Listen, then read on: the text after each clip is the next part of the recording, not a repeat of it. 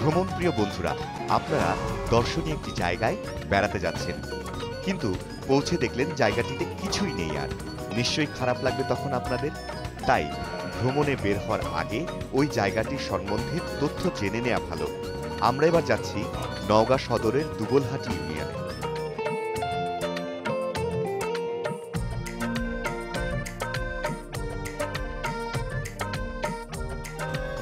রাজ্য আছে, রাজবাড়িও আছে, কিন্তু সেদিনের রাজাও নেই, রানীও নেই।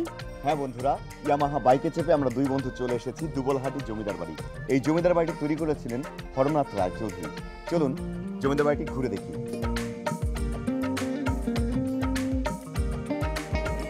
দুবলহাটি রাজবাড়ি প্রায় ২০০ বছরের প্রাচীন। রাজবাড়িটি ওই বংশের বিভিন্ন পুরুষের সময় উন্নয়ন ও সংস্কার ঘটায়।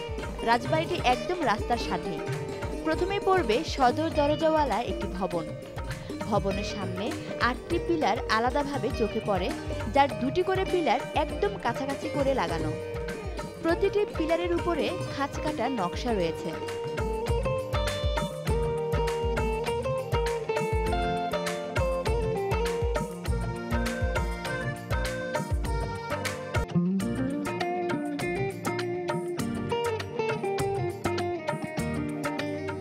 উপরে আরও দেখতে পাবেন ঢালাই করে উঁচু করা জায়গায় দুটি রোমান মূর্তি। মূর্তির দুপাশে বিভিন্ন লতাপাতা অঙ্কন করা।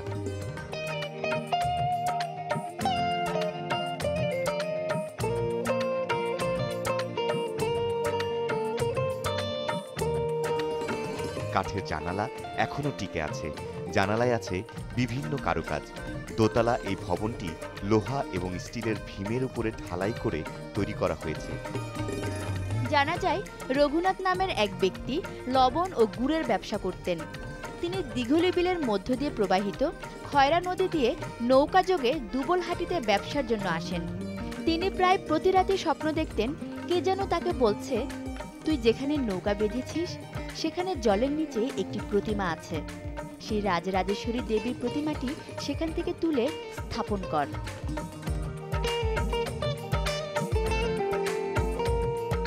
রঘুনাথ একদিন ভোরবেলা জলে নেমে দেখলেন সত্যি সেখানে রাজরাজেশ্বরীর প্রতিমা আছে। তিনি প্রতিমাটি একটি মাটির বেদি তৈরি করে প্রতিষ্ঠা করেন এবং নিয়মিত পূজা করতেন। এরপর তার ভাগ্যের চাকা ঘুরতে শুরু করে। বাহিরের চেয়ে ভেতরের ভবনগুলো অনেক সুন্দর, যা বাহির থেকে বোঝা যায়নি। এই প্রাসাদে ৩৫০ ঘর ছিল, ছিল ৬০টি আঙিনা। সব মিলে ছিল একটি বিশাল কমপ্লেক্স। এখন চোখে পড়বে মাত্র কয়েকটি ভবন। গেট দিয়ে ঢুকেই খালি জায়গা দেখতে পাবেন। খালি জায়গাকে ঘিরে চারপাশে ভবন। সোজাসুজি তাকালে দেখতে পাবেন রাজমাতার ঘর। যেহেতু রাজমাতার ঘর, সেহেতু ধারণা করাই যায় এই ভবনে রাজার মা থাকতেন। ভবনটি দোতলা এবং লালচে রঙে রং করা।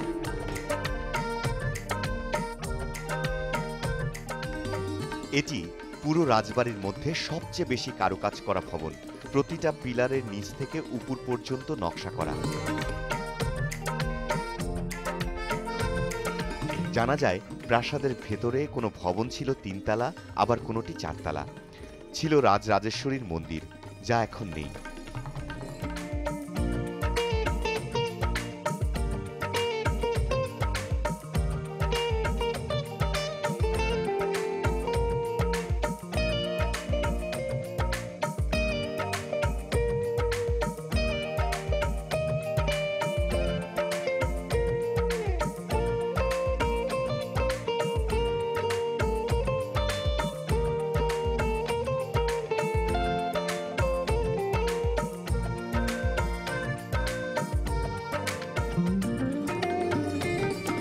রঘুনাথের বিত্ত বৈভবের খবর পৌঁছাতে দেরি হয়নি মোগল দরবারের।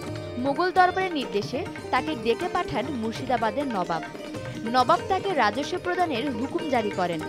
তিনি নবাবকে জানান তিনি যে এলাকায় থাকেন সেখানে শুধু জল আর জল, কোনো ফসল হয় না, তবে বড় বড় কই মাছ পাওয়া যায়। বিষয় বুঝতে পেরে নবাব তাকে প্রতি বছর রাজস্ব হিসাবে 22 কাহন কই মাছ প্রদানের নির্দেশ দেন। 22 কাহন কই মাছ দিয়ে রাজস্ব প্রদানের বিষয়টি গিনেস বুক অব ওয়ার্ল্ডে অন্তর্ভুক্ত আছে। মোগল সাম্রাজ্যের পতনের পর ইংরেজ শাসন আমলে সেই কই মাছের স্থলে দুবলহাটির রাজাদের 22,000 টাকা রাজস্ব নির্ধারিত হয়। রাজপ্রাসাদ প্রথমে বারোদুয়ারি নামক স্থানে স্থাপন করা হয়, পরে দুবলহাটির বর্তমান প্রাসাদ নতুনভাবে নির্মাণ করা হয়। জানা যায় এই ভবনে রাজদরবারের উচ্চপদস্থ কর্মকর্তারা থাকতেন এবং রাজ্যের সকল দাপ্তরিক কাজ এখান থেকেই সম্পাদন করা হতো। এখানের একটি ভবন আর একটি ভবনের সাথে মেলানো।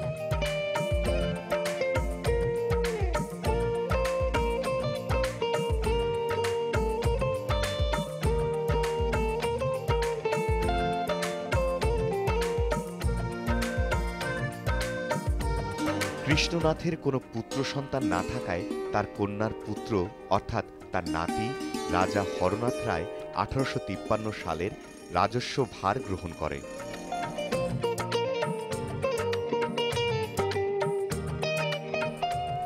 রাজা হরনাথ রায়ের সময় দুবলহাটি রাজ্যের ব্যাপক বিস্তার ঘটে। রাজা কিঙ্করী নাথ রায়চৌধুরীর নাতি ও কুমার অমরেন্দ্রনাথ রায়চৌধুরীর ছেলে রবীন্দ্রনাথ রায়চৌধুরী দুবলহাটি রাজপরিবারের 54তম পুরুষ।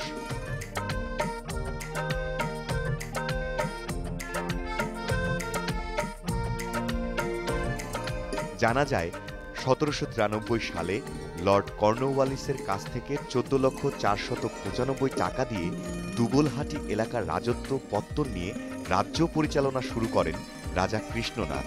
শেষের দিকে এ রাজবংশের বার্ষিক আয় ছিল প্রায় 4.5 লাখ টাকা।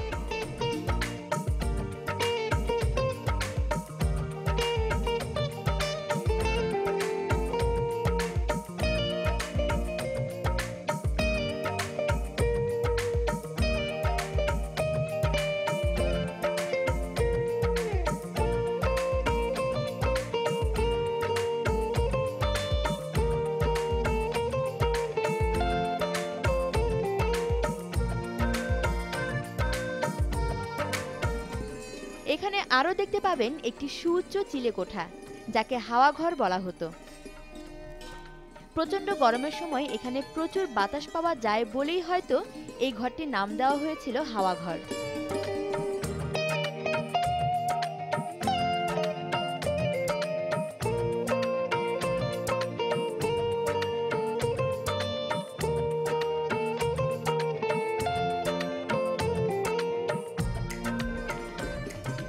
আরও জানা যায় এ রাজ্যের জমিদারি ছিল সিলেট, দিনাজপুর, পাবনা, বগুড়া, রংপুর ও ভারতের কিছু অংশে। সিংহাসন ছিল দুটি, একটি গোল্ডেন সিলভার ও একটি আইভরির তৈরি। পরে ব্রিটিশেরা সিংহাসন দুটি নিয়ে যায়।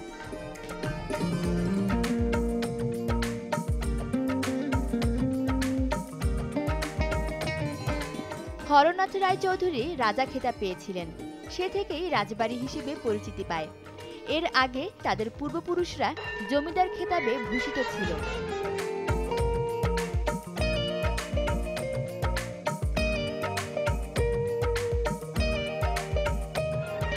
প্রাসাদের ভিতরে আছে নাটক এবং যাত্রা মঞ্চ, যাকে থিয়েটার মঞ্চ বলা হতো, যেখানে নিয়মিত নাটক ও যাত্রাপালা অনুষ্ঠিত হতো।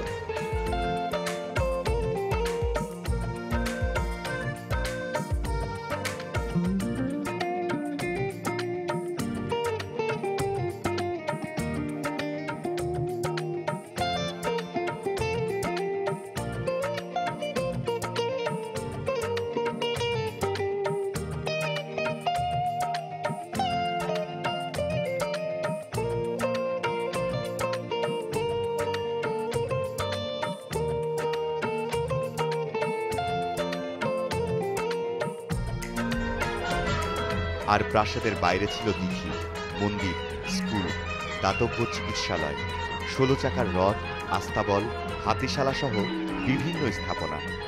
তেমনি একটি দিঘি রাজবাড়ির সামনে রাস্তার ওপাশেই দেখতে পাবেন।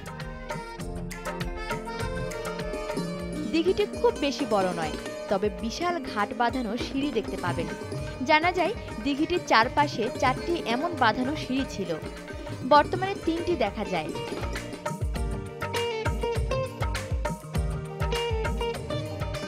দিঘির জলে রাজবাড়ির ছায়া ফুটে ওঠে। রাজবাড়িটি কালের গর্ভে হারিয়ে যায়নি, ক্ষতি হয়নি প্রাকৃতিক কারণে। শুধু যথাযথ নজরদারি ও রক্ষণাবেক্ষণ করা গেলে চমৎকার একটি পর্যটন কেন্দ্র হতে পারে।